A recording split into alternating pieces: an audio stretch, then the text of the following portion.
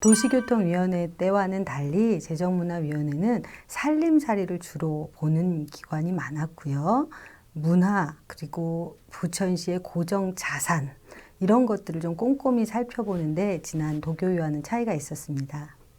저는 이번에 가장 큰 이슈로 보았던 것은 세수 확대와 안정적 재정관리 측면이었습니다. 부천시 총 세수를 2조 정도로 보는데요. 인건비를 제외하고 그다음에 국가에서 하는 고정 사업비를 제외하고 나면 우리가 재산을 관리하는 비용이 굉장히 많이 들어요. 그러다 보니까 재산을 어떻게 관리를 잘 할 것이냐, 낡고 노후된 재산들을 어떻게 관리 유지를 해서 비용을 줄일 거냐 이런 것이 굉장히 관심이 있었고요. 특히나 올해에는 광역동으로 전환한 지 3년 차가 되는 해입니다. 그러다 보니까 광역동에 여러 가지 장단점이 있지만 재산적 측면에서 한 번도 살펴본 적이 없었던 것 같았습니다. 그래서 광역동 전환에 따른 시설비 그리고 공간을 주민에게 주겠다고 약속한 것이 잘 이행되는지 이런 부분들을 구체적 수치와 10개 광역동의 현황들을 파악하는 것을 지적하고 또 대안 마련, 시스템 구축을 제안했습니다.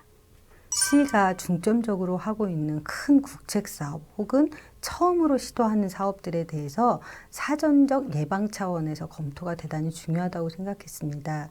그런 점에서 스마트시티 사업이라든지 최초의 주차장 나르카, 주차 시스템 이런 것들도 꼼꼼히 살펴보았고요. 그 부천시에서 통합박물관을 만들어서 오픈을 했는데 문화도시 부천에 걸맞는 박물관인지 내용과 형식, 시설물도 다 살펴보았습니다.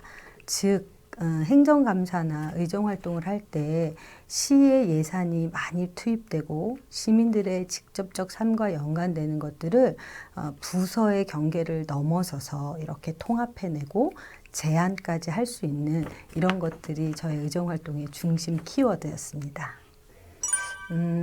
코로나19라고 하는 어려운 시국에서 선도적으로 진행한 것들에 대한 장점들이 많아요. 특히 선별진료 같은 경우 다른 지역과 달리 관내 주민들뿐만 아니라 타 지역 주민들에게도 빠른 서비스를 하고 있고요. 또 격리되거나 자가격리 하신 분들에 대한 지원 서비스도 상당히 만족도가 높다고 들었습니다. 그런 점에서 보면 위기를 극복하는 적극적 행정과 자세는 칭찬할 만하다고 생각합니다. 다만 워낙 어려운 재정 구조에 있기 때문에 사업에 한계가 있어서 끊임없이 국가 공모 사업이나 국책 사업에 대한 의존도가 큽니다. 그런데 국책 사업이나 공모 사업이 가진 한계는 가장 최고 혹은 최초 이런 것들이 많이 시도가 되기 때문에 불안정성도 같이 내재되어 있습니다. 그런 점에서 너무나 최고나 1등만을 고집하는 정책보다는 한 템포 쉬어가기도 하고 다른 지역들을 보면서 좀 기다리기도 하고 이런 것들이 코로나19가 어쩌면 저희에게 주는 기회일 수도 있다는 생각을 했습니다. 그런 점에서는 너무 최고나 선도 사업만을 위해 애쓰는 부천시라기보다는 작은 것이지만 완결성이 있었으면 좋겠습니다. 초선으로 당선되고 3년간 정말 열심히 일했는데요. 최근에 저희 주민들께서 만나면 저한테 너무 소처럼 일한다고 하세요. 그런데 정말 소처럼 일해도 밤낮이 부족해요. 저희는 제가 속한 지역구는 원도심 지역이기 때문에 작은 일부터 큰 일에 이르기까지 주민들과 함께 하지 않으면 해결할 수 있는 일이 하나도 없더라고요.